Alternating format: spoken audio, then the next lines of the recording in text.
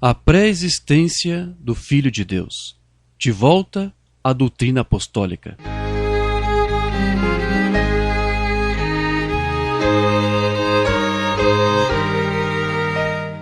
Introdução.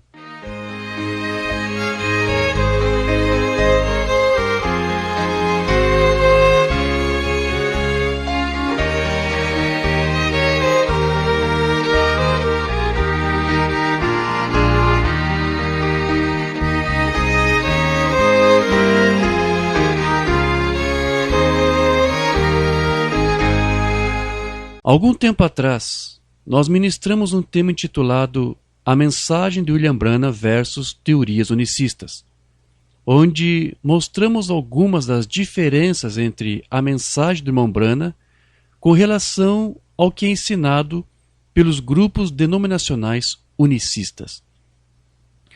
O irmão Branham não concordava com inúmeras de suas proposições, de tal maneira que é possível facilmente fazermos uma lista comparativa entre a doutrina unicista e o seu próprio ensino.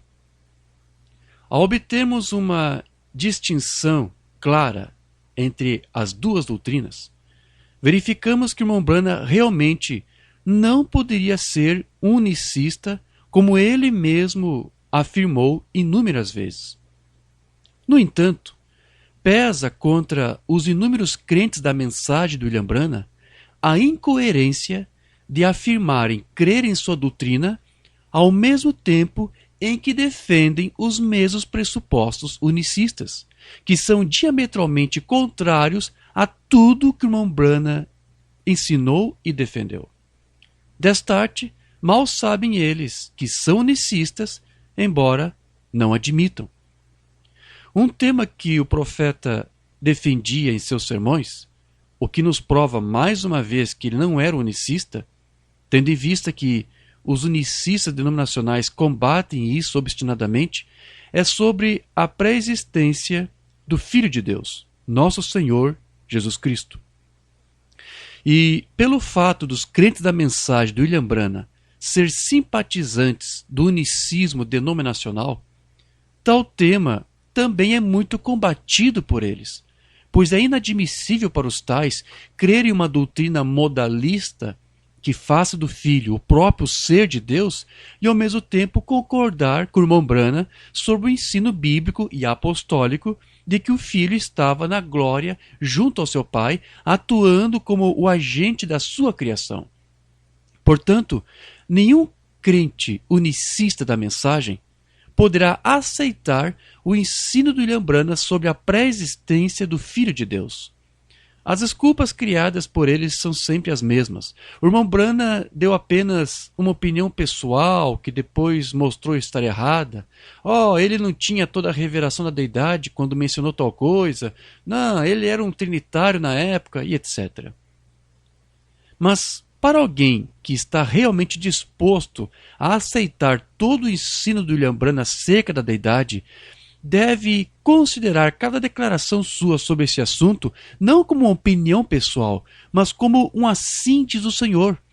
Pois como ele mesmo veio afirmar, tudo o que ele disse com respeito às Escrituras, tratando de dizer exatamente da maneira como foram escritas, nunca precisou passar por um reajuste ou correção, visto que ele apenas se limitou a dizer da maneira como a Bíblia o disse.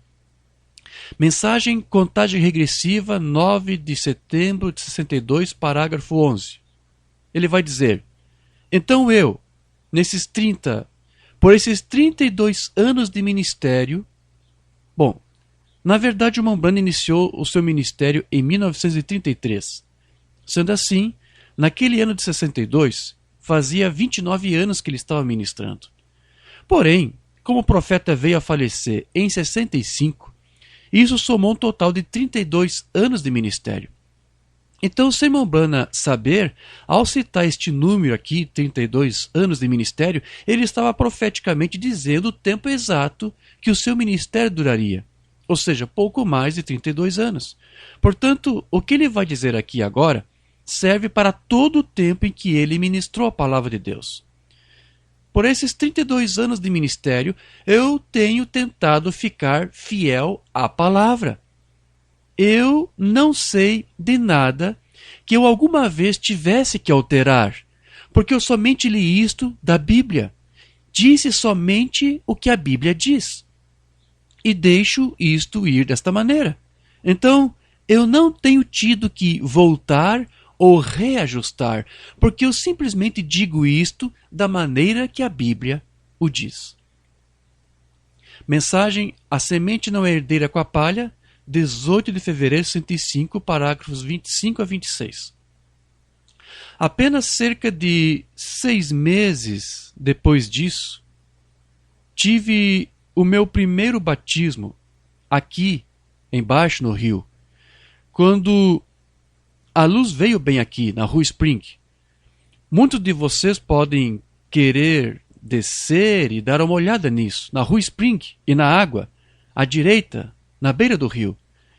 E lá é onde o anjo do Senhor apareceu em público, em primeiro lugar, e às 2 horas de uma tarde. E uma voz veio disso e disse: como João Batista foi enviado para precursar a primeira vinda de Cristo, tua mensagem precursará a segunda vinda. Isso são 30 anos mais tarde, na verdade 32 anos. E aqui estou eu ainda, esta noite, proclamando essa mensagem. E ao redor do mundo ela foi. E eu estou feliz por estar de volta à minha cidade natal esta noite, para representar este Senhor Jesus Cristo que eu ainda amo de todo o meu coração. Cada dia ele cresce ainda mais doce do que ele era no dia anterior. Eu nunca mudei nenhum iota, ou seja, nem um pouquinho, nem uma parte, em minha doutrina. A primeira coisa com que eu comecei, ou seja, 32 anos atrás, eu ainda creio na mesma coisa esta noite. E ele é o mesmo ontem, hoje e eternamente. Agora eu tenho uma mensagem pela qual eu sou responsável. Então veja, não há 2 caminhos para isso. Ou aceitamos que o irmão Branham foi aqui sincero em suas palavras, ou teremos que admitir que durante os seus mais de 32 anos de ministério, William Branham foi tão somente um ministro esforçado e bem-intencionado, porém um homem sinceramente enganado. Portanto, diante de tal declaração, nós reafirmamos que tudo que o profeta falou e que foi consubstanciado pelas próprias Escrituras acerca do seu ensino sobre a divindade é o assim diz o Senhor. E não somente uma opinião pessoal equivocada, pois, como iremos demonstrar aqui, tudo o que ele disse sobre este assunto passou pelo teste da palavra. Considerando que cada declaração sua fora respaldada pela Bíblia, então não há nada a ser alterado, pois a Bíblia ainda continua sendo a imutável palavra do Deus Todo-Poderoso. Como já procuramos deixar muito bem claro em outras publicações, nós não temos a pretensão de fazer pessoas mudarem de ideias e opiniões acerca do que os outros lhes ensinaram, mas apenas ajudar aqueles que ainda querem realmente aprender sobre o assunto. É óbvio que se todos tivessem compreendido o tema em questão, não haveria a necessidade de estarmos aqui comentando sobre isso.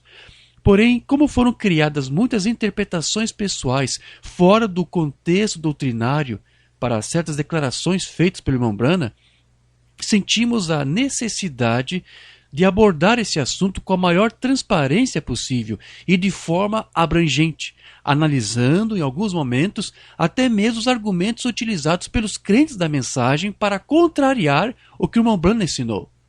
Para isso, foi usada a linguagem mais simples possível para não haver qualquer dificuldade sobre os diferentes tópicos aqui apresentados.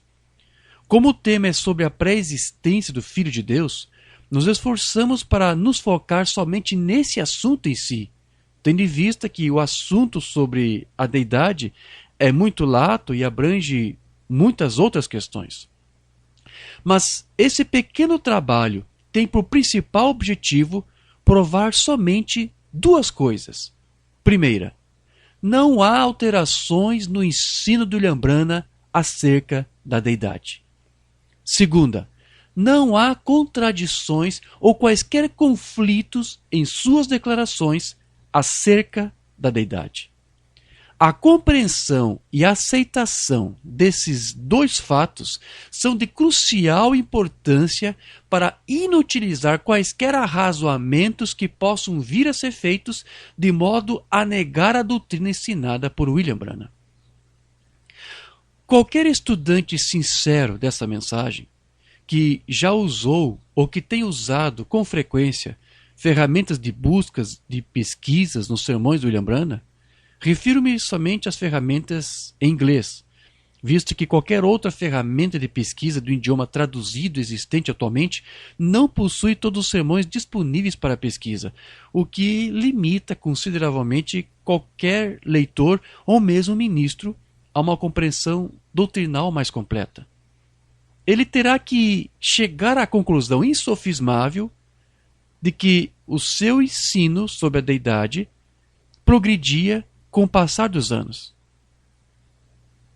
Porém, há uma tendência perniciosa e um erro crasso em confundir ou interpretar essa progressão com correção. Ao longo de seu ministério, o Branham avançava gradualmente na sua exposição doutrinária, assentando aos poucos certos fundamentos para que, posteriormente, outros mais pudessem ser acrescentados sobre aqueles no decorrer dos anos. Porém, nada disso alterava o que ele já havia estabelecido anteriormente. É por essa razão que podemos observá-lo fazer certas afirmações, as quais, com o passar do tempo, não as repetirá mais, com os mesmos detalhes de antes, até o ponto de não haver mais sequer menção sobre aquilo. Isso não acontecia porque ele tivesse abandonado ou corrigido algo que fora dito, mas porque havia uma premente necessidade de se avançar e se aprofundar nas demais questões que surgiam por consequência daqueles mesmos fundamentos já lançados. E assim, Deus estava, com isso, usando o seu profeta para avançar progressivamente na exposição de sua mensagem, ao transmitir para ele, aos poucos, uma nova porção ou medida de fé, que depois era repassado pelo seu profeta à igreja. Vemos que foi exatamente dessa maneira que Deus trabalhou em seu ministério ao longo dos anos, soubesse o irmão Branham disso ou não. Portanto, para se obter um entendimento completo sobre o seu ensino, cada estudante deveria iniciar os seus estudos começando a ler desde o sermão mais antigo disponível até o mais recente. Pois ao fazer assim, não somente compreenderá mais harmonicamente a sua doutrina, como também perceberá o avanço doutrinário que seguia com o passar dos anos. Mas tentar obter uma visão panorâmica de todo o seu ensino, começando por leituras e pesquisas somente dos seus últimos sermões, seria como resolver uma longa equação baseando-se somente nos seus últimos membros, deixando de lado os primeiros. Ou tentar compreender toda a história de um livro ou mesmo de um filme, acompanhando somente as cenas finais. No caso da equação, o desespero será em tentar adivinhar quais seriam as primeiras incógnitas e os seus respectivos valores, arriscando-se em intermináveis deduções evasivas e infrutíferas. E é exatamente esse caminho que muitos acabaram seguindo. Por não possuírem o quadro doutrinário completo, alguns começaram a criar ideias e a forjar suas próprias suposições interpretativas para cobrir certas lacunas, criando dessa maneira fundamentos falsos e hipotéticos. Em consequência disso, ao invés de pôr à prova aquelas suposições que foram criadas para se corrigir um eventual erro, o que se tentou fazer foi forçar tudo mais a se adequar àqueles mesmos falsos fundamentos que foram admitidos como certos e irrepreensíveis. Além daquelas desculpas que já citamos aqui, e que são comumente usadas para justificar a incompreensão de certas afirmações que o profeta fez sobre a deidade, Há uma que é muito aceita por alguns ministérios, de que após a ministração dos selos, lá em março de 1963, o irmão Branham teria voltado atrás em muitas declarações feitas acerca da deidade no passado, e que teriam sido supostamente corrigidas por ele ou até por Deus, mesmo ele afirmando que durante seus 32 anos de ministério nunca precisou corrigir nada daquilo que foi dito da Bíblia. O resultado disso não poderia ser mais desastroso, pois essa interpretação converte William Branham em um profeta que esteve enganado durante 30 longos anos de ministração e que somente por pouco mais de 2 anos teria falado mais corretamente. Como dissemos, converteram progressão em correção. As pessoas que fazem isso dentro dessa mensagem possuem o mesmo espírito daqueles que diziam para o profeta que ele estava com razão somente quando discernia os corações, mas que não tinham, assim diz o Senhor, quando pregava a doutrina.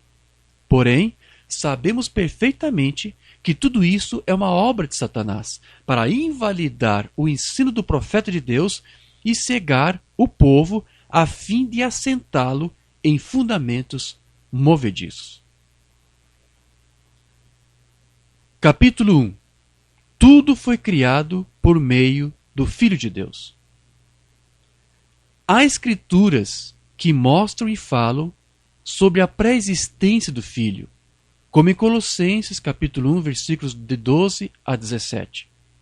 Ele, ou seja, Deus, nos libertou do império das trevas e nos transportou para o reino do Filho, Jesus Cristo, do seu amor, no qual, no Filho, temos a redenção, a remissão dos pecados. Ele, está falando do Filho, é a imagem do Deus invisível, o primogênito de toda a criação.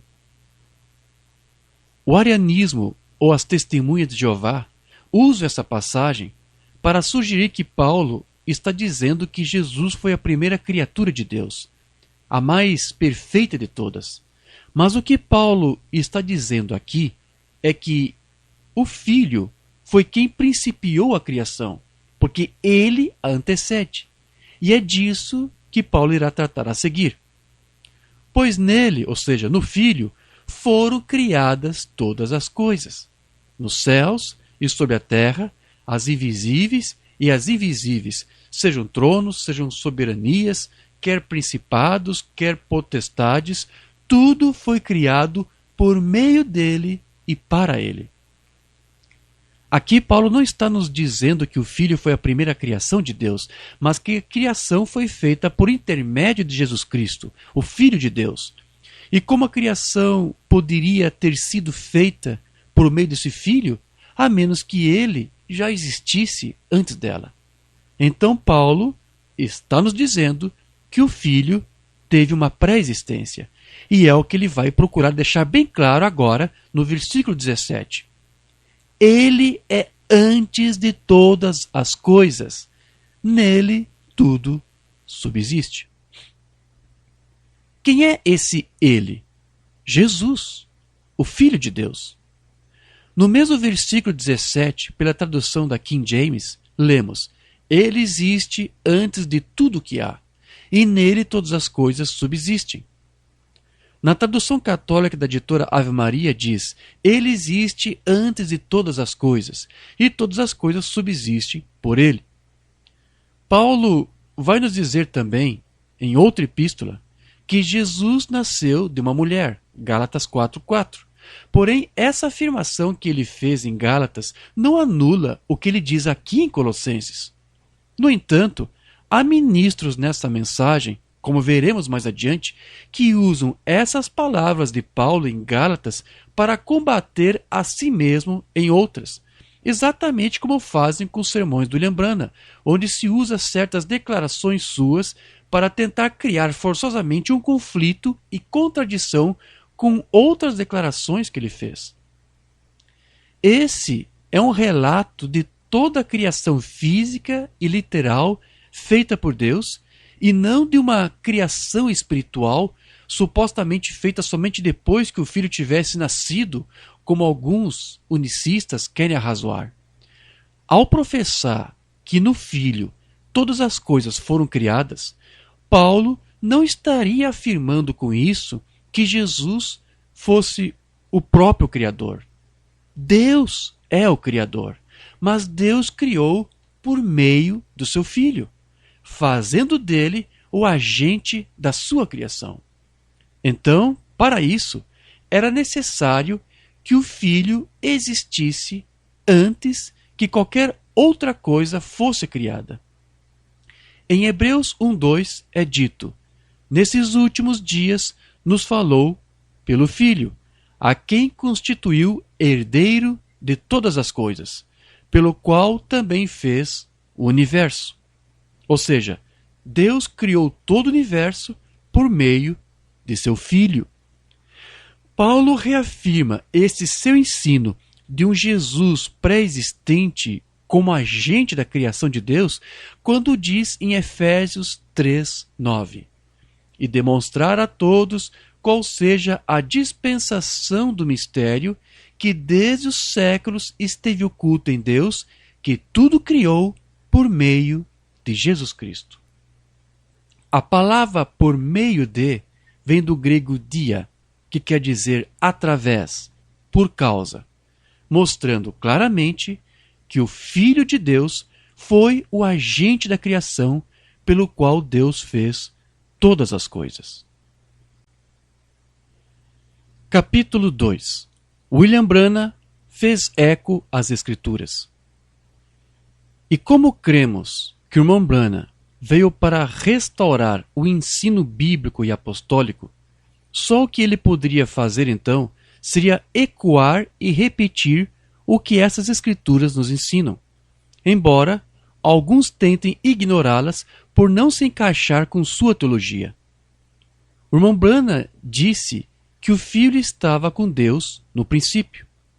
O irmão Branham também disse que Deus criou no princípio todas as coisas por meio de Jesus Cristo, o seu Filho, provando assim que ele cria desde o início até o fim de seu ministério nas Escrituras que falavam da pré-existência de Jesus Cristo, o Filho de Deus.